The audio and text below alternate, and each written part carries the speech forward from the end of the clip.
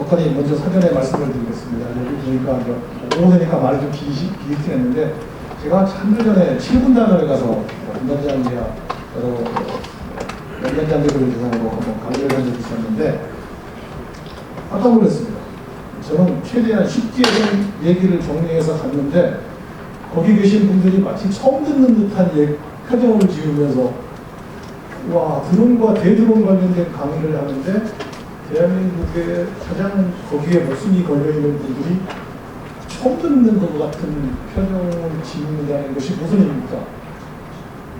의외로 관심이 부족하구나 하는 생각을 했었습니다. 그래서 최대한 쉽게 하려고 자료를 만들게 했는데 특히나 우리 또 방금 전에 또 대표님께서 양자 이런 얘기를 하셔가지고 조금 어려웠을 텐데 최대한 쉽게 하겠습니다.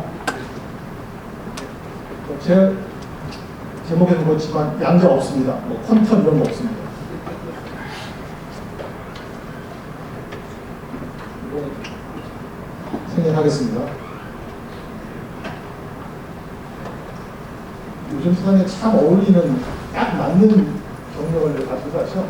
방금 공부도 하고 그번에 밥이라고 하는 전차 기갑 장교로 하고 요즘 교육훈련을 과학과 교육훈련을 하고 있습니다.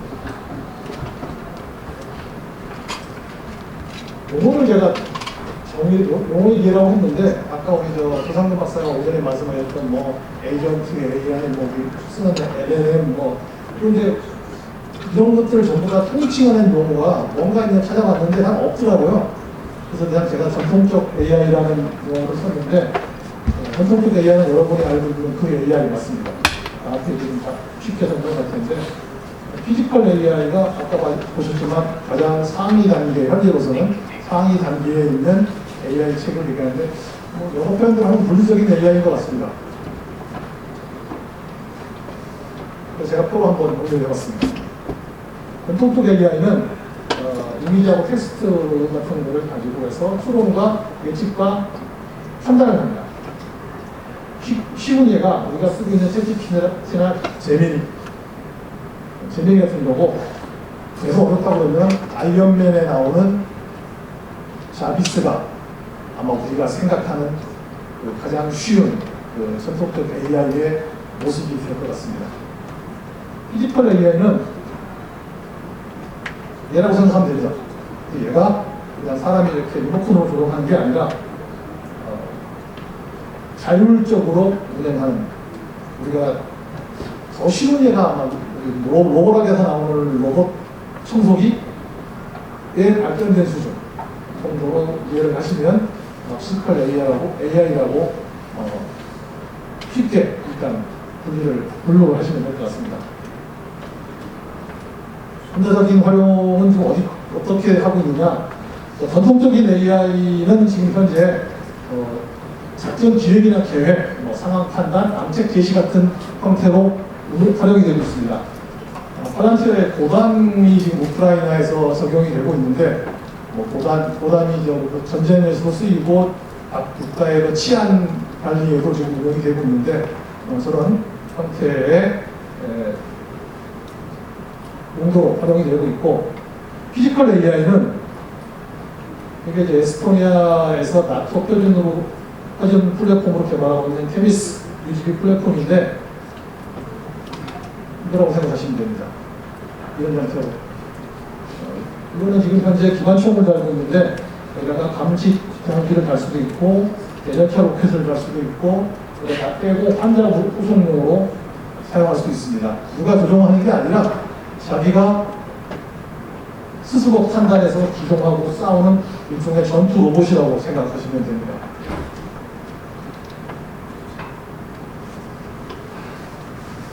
제가 이거를 미래 전투 양상 이렇게 제목을 썼던 거를 현재 및 근미래라고 바꾼 이유는 현재 이런 개념이 우크라이나에서 적용이 되고 있고 다른 선진 국가에서는 이미 이렇게 어느 정도 발전이 된 상태로 개발을 하고 있습니다. 나중에 이런 형태의 활동이 어떻게 진행되는가 하면은 선천적 AI 기반의 C2 시스템이 이런 식으로 이제 제안을 하는 겁니다. 여기에 제가 전출처로부터 획득한 정보를 근거로 적과 아군의 배치와 능력을 고려했을 때 적의 주타격 부대가 43번 도로 축선으로 공격할 것으로 판단됩니다. 그래서 현재 작전 임무라든가 배치를 고렸을 때 A 대대가 확인점 15번 지점에 9시까지는 가서 비평방어 진지를 편성해서 적의 공격을 저지하는 방책을 건의드립니다 하고 AI가 결과를 보충해내면 지휘관이 참고 들어가서 토의 후에 오케이 되게 제일 낫겠다 라고 판단하면 A 대대가 9시까지 15번 지점에 가서 비평방어 진지를 편성해야 되는데 이때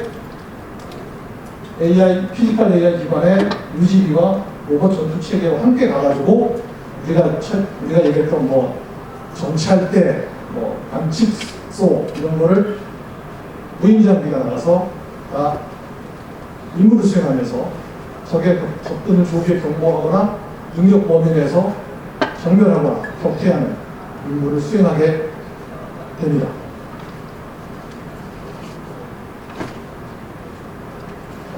군사적으로 가장 많이 사용되고 있는 현재까지 피지컬 AI는 드론입니다. 30만원짜리 DJI 저가 상용 드론에서 시작해서 창과 방패와 같은 절차를 거쳐서 현재 방선무 드론이 많이 활용되고 있지만 일부 지역에서 AI를 기반으로 한 드론이 운용되고 있다는 보고도 되고 있습니다. 그래서 우리는 3년 만에 상용 드론에서 AI 드론까지 진보하는 세상을 좀 보고 있는 겁니다. 이 AI 드론은 어떤 형태로 공격을 하느냐? 아까 오전에 스파이더 웹 작전하고 비슷한 형태인데 이 AI 드론 FPV는 조종을 할 필요도 없고 중간에 임무를 바꿔줄 필요도 없습니다. 너는 작전 지역 내에서 적의 방공 시스템 중에서 특히 레이더가 핵심이니까 레이더를 찾아서 공격해라 하고 이 방공 레이더에 관련된 정보를 다 입력을 시켜주면 얘가 필요한 적의 방공 위협을 다 피해서 가장 최선의 접근로로 알아서 날아가서 비슷한 장비가 보이면 자기가 알고 있는 정보를 최대한 분석해서 이게 적의 방공 레이더네. 그러면 아까 얘기한 대로 가장 취약점 어디를 내가 타격을 하면 이 장비의 기능이 상실될까 정확하게 거기를 타격합니다. 전자파 없습니다. 제밍도 불가능합니다. 지금 방사선 드론같이 중간에 누가 칼을 휘둘러가지고 방사선을 끊을 수가 없습니다. 그냥 한번 이륙하고 나면은 자기가 알아서 목표를 찾아서 타격합니다. 그러니까 이거는 사실은 이 정도가 돼버리면 육안으로 봐서 하드킬 하는 거 말고는 방법이 없는데 현재 일부 이런 형태의 드론이 초기 형태로 적용이 되고 있는 것으로 보고가 되고 있습니다. 지상 무인 전투 차량 통상 로봇을 얘기하는데 아까 얘기했지만 우크라이나군은 나토 표준으로 현재 검토 중인 밀레멧 테미스라는 플랫폼입니다. 이 플랫폼을 활용을 하고 있는데 지금 현재 플랫폼 테미스는 탄자 구성용으로 우크라이나군이 사용하는 것이 몇 번 식별이 됐고 자국산 퓨리라는 소형 UGV 이겁니다. 요거를 활용해서 지난번에 러시아군 진지를 직접 공격하는 그런 영상이 공개된 적도 있습니다. 러시아군은 우란9이라는 장비를 쓰고 있는데 너가 한번 시리아에서부터 시험 적용을 했는데 그때나 지금이나 별로 크게 효과가 긍정적으로 나오지는 않은 것으로 현재까지는 확인이 되고 있습니다.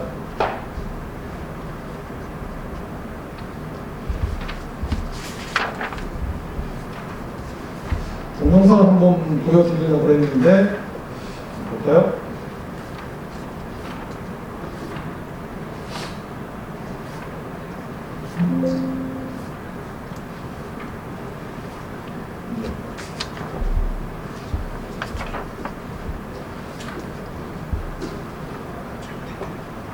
지난 2월 개최된 미 육군 원정 전사 실험에서 성공적으로 테스트를 수행한 밀렘 로보틱스의 테미스 무인 전투 차량입니다. 이번 원정 전사 실험은 미국 포트모어에서 진행되었는데요. 밀렘 로보틱스라는 곳은 에스토니아를 기반으로 한 방산업체로 로봇 전투 차량 분야에서 우수한 기술력을 보유한 기업입니다. 이번에 성공적으로 테스트를 수행한 테미스 무인 전투 차량은 길이가 2.5m, 무게가 1.6톤 정도 되는 중형 로봇 전투 차량으로 최대 1.2톤의 페이로드를 가집니다. 이 로봇 전투 차량은 작전 지역에 보병과 함께 배치되어 화물을 운반해 주기도 하고 81mm 박격포와 탄약을 안전하게 운반할 수 있는 서스펜션이 장착되어 있으며 부상병을 의료시설까지 신속하게 대피시킬 수도 있습니다. 또한 프로텍터 RWS 같은 원격 제어 무기 스테이션과 통합 작업이 완료되어 있으며 원격으로 조종할 수도 있고 지정한 위치를 알아서 찾아가기도 하며 병력을 따라 이동하는 기능도 갖추고 있습니다.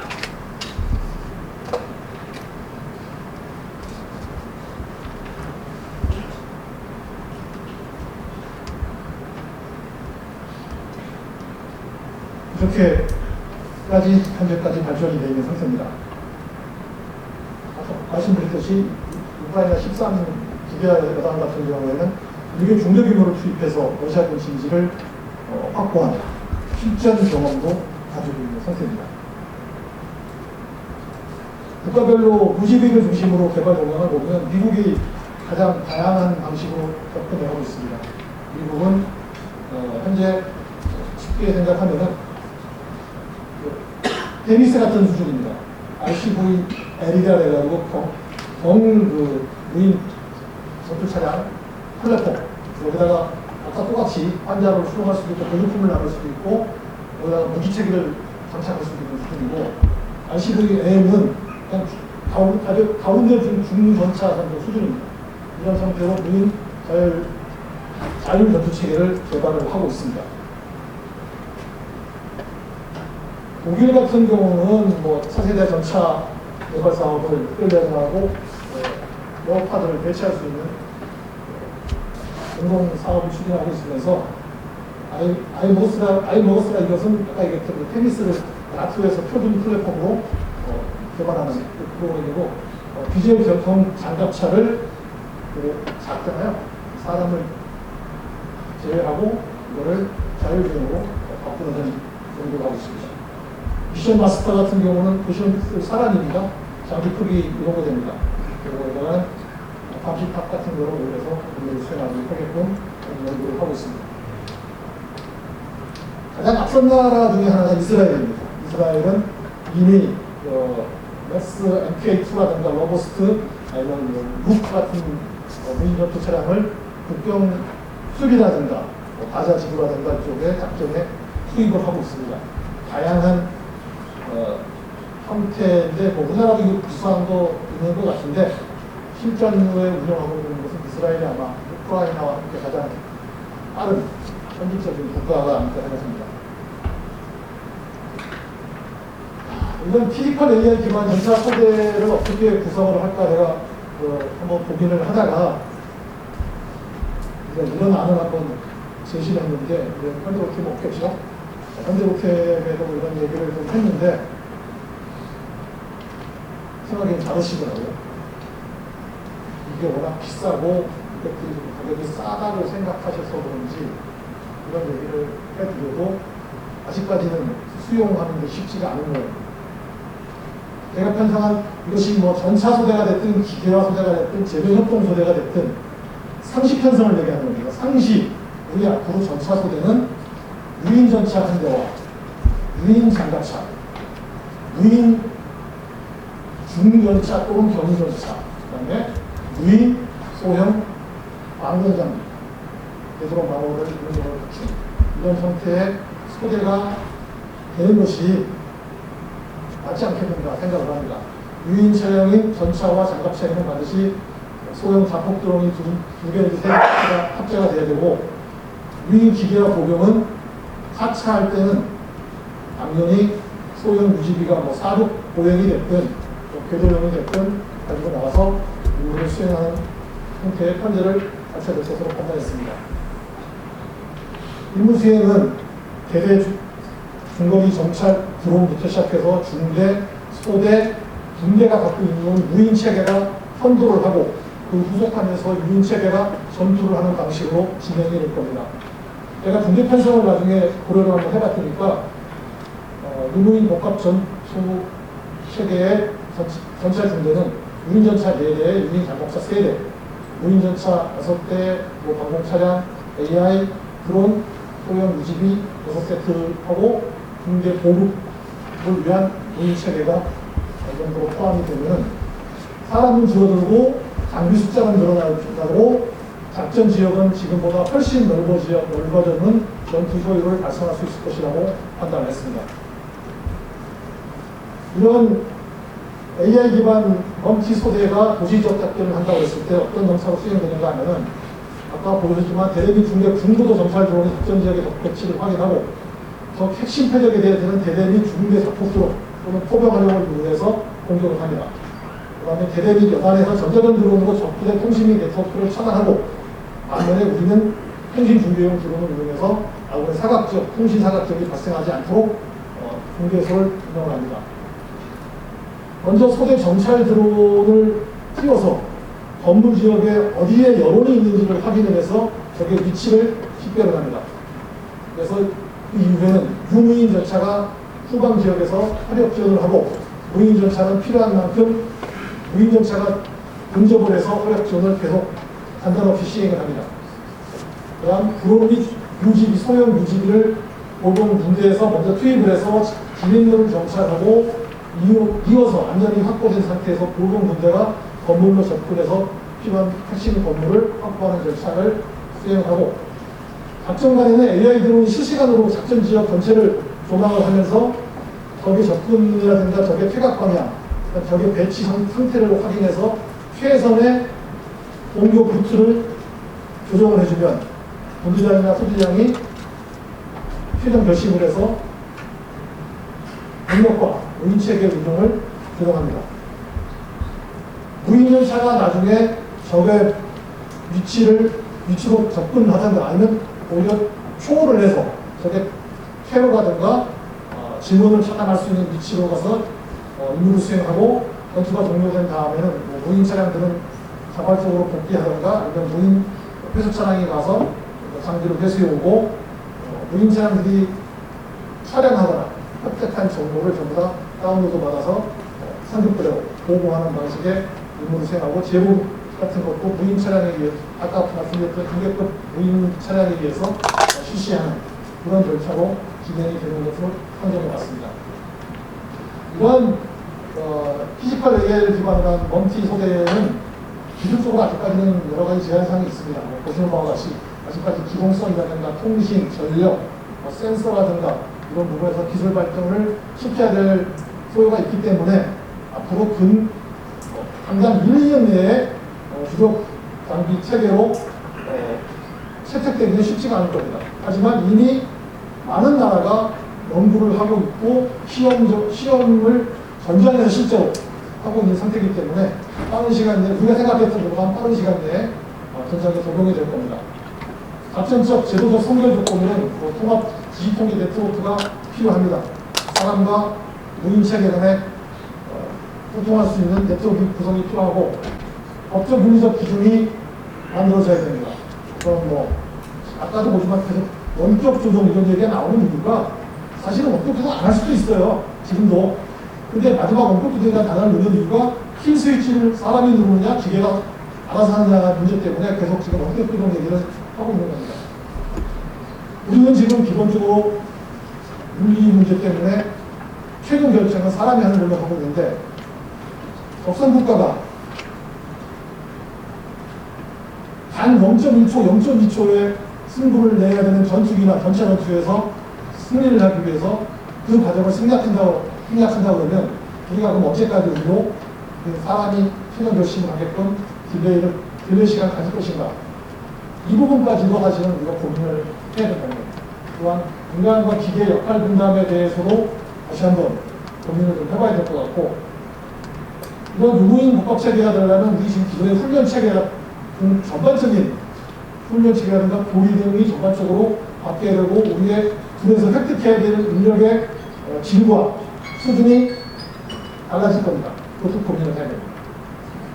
가장 중요한 혁신적 부대구조 개편 및 편성. 혁신이 가족 뽑히는 거잖아요. 가족을 하는 건데. 이 해병대 보십시오. 태평양 지역에, 인도태평양 지역에서 중국군과 싸우기 위해서 제가 기갑단도 출신인데요. 검찰에서 7개 다 없앴습니다. 상륙하지 않겠다는 얘기입니다. 항공대 비행대 전투기 16대 있다가 연대도 줄었습니다. 공공 도와준대 대대 다 없앴습니다. 대신 무인기 대대 부자 올렸죠? 지대한 미사일 쏠 수 있는 미사일 부대 올렸죠?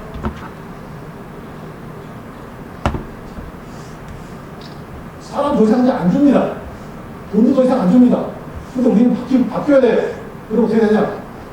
알아서 내가 사람을 줄이고 내가 알아서 쓸 돈을 줄여야지 우리가 새로 바뀔 수, 황골 탈퇴할 수 있습니다. 이 해병대가 최정예의 군대로 남고 있는 그 까닭입니다. 우리 육군의 와해적 혁신을 위한 가장 간단한 질문 2개만 드려보겠습니다. 우리는 왜 전차 기보 방공의 상시 편성이 안 된다고 생각할까요? 우리 기갑 기계부대 장병들은 대부분 편입하는 개념이 아주 익숙합니다. 저는 대대장 중대장 때 전차 대대장이 전차 3개 중대와 기보 2개 중대 포함해서 5개 중대를 지휘하고 기보 대대장은 기보 1개 중대를 가지고 예비 임무 수행하는 그런 형태의 작전을 해봤습니다. 우리 이미 기갑수행 때는 전차 2대, 장갑차 1대, 박격포 1분으로 상시 편성되어 있습니다. 대단한 얘기입니다. 근데 이런 얘기를 전차대대하고 기보대대 하자면 뭐라고 얘기하냐면 장비 관리가 힘들어져. 장갑차, 박격포, 전차가 한꺼번에 대대에 들어가 있으면 힘들어. 병력 관리, 야 전차병하고 보병하고 사이 안 좋아. 이렇게 실제로 한 얘기입니다. 맨날 싸운다고. 장갑차 타고 다니는 조종수하고 또 뒤에 타는 보병하고 사이 안 좋습니다. 왜냐면 장갑차 애들은 지들이 전차병이라고 생각하거든. 왜? 기계학교를 교육받으니까. 뒤에 타는 애들은 보병입니다. 아이, 저 새끼들, 이거 가니. 그런 문제 때문에 하지 말자는 거예요. 주격이 전도됩니다. 본말이 전도됩니다. 전투에 승리하기 위해서 지원 체계가 있는데, 지원 체계가 문제가 생기니까 전투에 승리할 수 있는 방법을 양보하지 않는다. 항공대대, 기동부대 대공방을 있는 군단. 언제까지 우리 비호와 첨가가 우리를 한국로부터의 기업을부터 지켜준다고 생각합니다. 지금 우리가 제일 걱정하고 있는 게 회전익 항공기, 고동익 항공기입니까? 드론이잖아요. 우리 지금 방공대대 여단의 1대 중대 배송 나오고 대대 1대 소대 배송 나오는 방공부대가 드론으로부터 우리를 방어해 줄 수 있나요? 고동대대, 전체대대, 기보대대 하면 안 됩니다. 누가 해야 되냐? 내가 해. 산탄총을 포함해서 기관총으로 해서 내가 방어를 해야 되는데 역할 분담이 돼야 되는데 방공부 싫어. 기동부대도 싫어. 이미 현장에서 보고 있는데 안 합니다. 제가 드론의 AI가 드론의 역사적 의미를 이렇게 정의를 하고 있거든요. 선견, 승절, 선타. 우리도 루프라고 합니다. 똑같습니다. AI와 드론이 나와서 뭐가 바뀌었냐면은 선견, 선절, 선타가 동시에 근실시간대 이루어집니다. FPV 드론 때문에. 근데 난 소대장이 보자마자 야 저거 때릴까 말까? 때려야겠네? 때려. 이게 동시에 있습니다. 대대나 여왕급에 올라가더라도 앞으로 때리겠습니다. 왜? 나는 볼 수 있는 거리가 10km인데 드론이 가지고 20km 앞에 저걸 봅니다. 저거 때려야겠네? 그러면 작전 수행 주기가 이미 시기가 당겨집니다. 그리고 이 단계별 소요 시간도 줄어듭니다. 작전 수행 시행 시기는 당겨지고 단계별 전환 시간은 단축되니까 저보다 먼저 저기 한 번 볼 때, 한 번 결심할 때 우리는 3번, 4번 결심합니다. 4번 시행합니다. 적은 전부 한 번도 선타까지 가보지 못합니다. 이게 AI와 드론의 현장선택 의미라고 저는 생각하거든요. 시작점입니다. 우리는 장비가 아니라 개념 정립이 선행돼야 됩니다. 부대 구조와 편성, 교리 바꿔야 됩니다. 제대국동면 강화해야 되고 특히 인과 협조에서 이런 전투장비에 들어가는 소부장의 국산화가 가장 우선적으로 시행이 되어야 됩니다. 리스크를 감수하지 않을 때의 리스크. 올 초에 아마 그 구글의 순다이 피차 CEO가 됐죠. AI에 왜 그렇게 무식하게 투자를 많이 하냐. 어떻게 그걸 감당하냐고 보니까 과잉 투자에 따른 리스크가 과소 투자의 리스크보다 훨씬 적다. 그러니까 과소 투자의 리스크가 극적으로 크다. 이래 시대에 지금 조금 겁먹고 투자하지 않으면 나중에 구질이 완전히 부패된답니다. 우리는 지금 뭘 하고 있을까요? 제가 때문에 얘기했던 얼마 전에 캐시피시 한번 얘기할 수 있었는데 캐시피시에 그렇게 얘기합니다. 한국 지역은 사람이 많고 나무가 많아가지고 AI 드론 띄우기가 제한됩니다. 영상 보시겠습니까? A swarm of drones flying through a thick forest, dodging trees and navigating unknown terrain, without GPS, without a AI가 remote 됩니다. sounds like science 대한민국으로 가서 fiction. 주무시는 것 같죠? Well, guess what? 출발점과 목표 지점을 지정해놨습니다. Welcome to News Creators, 소나무보다 where 빽빽한 latest in tech 컴퓨터를 innovation. Today 드론들이 we're diving into the 알아서 world of autonomous 진행해 drones. 갑니다. Do we want it to save lives, or do we want it to become a weapon? The choice is ours. Mando, what do you think? Is this exciting or terrifying? Let me know in the comments below. And if you find this video fascinating, don't forget to share it with your friends. Let's spread the word about the incredible potential of this technology. 이제 뭐 밑에 영상 보시면 This is News Creators bringing you. 우리 저 KCTC에 있는 서남복합보다 더 존재하지 않습니까? 중국 영상인 것 같아요. 그러니까 말은 나는 우리가 저런 장벽적인 국가와 손이 되면 1100km의 국경선을 맞이하게 될 겁니다. 뭐 한국은 산악지역이 많아서 전차 운영이 제한된다. 전 세계에서 전차 밀도가 가장 높은 전선이 휘어집니다. 나무가 많아서 드론 운영이 제한될 것이다. 우리가 어딘 우크라이나가 아니라 제 영상 보시고도 그런 말이 나올 수 있는지 의문입니다. 제가 요즘 시험 나가서 이거 보여드렸습니다. 분단장님하고 이렇게 쫙 쿠웨이트에서 철수하던 이라크민 전차대입니다. 비교해보십니다. 최후입니다.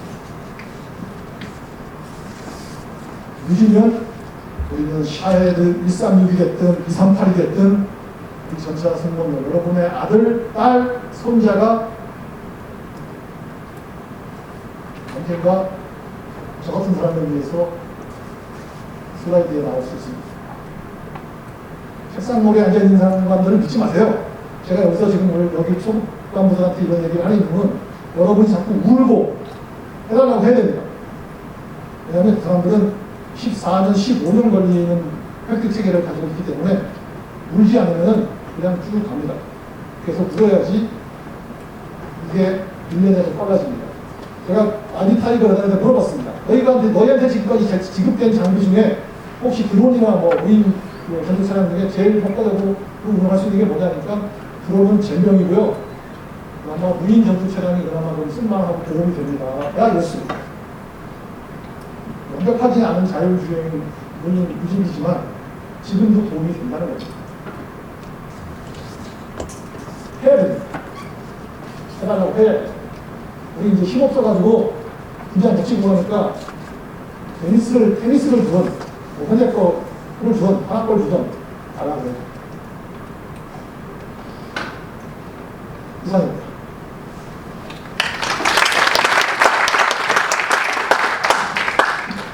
질문 있으십니까? 질문 많으면 안 되는데. 이게 뭔데?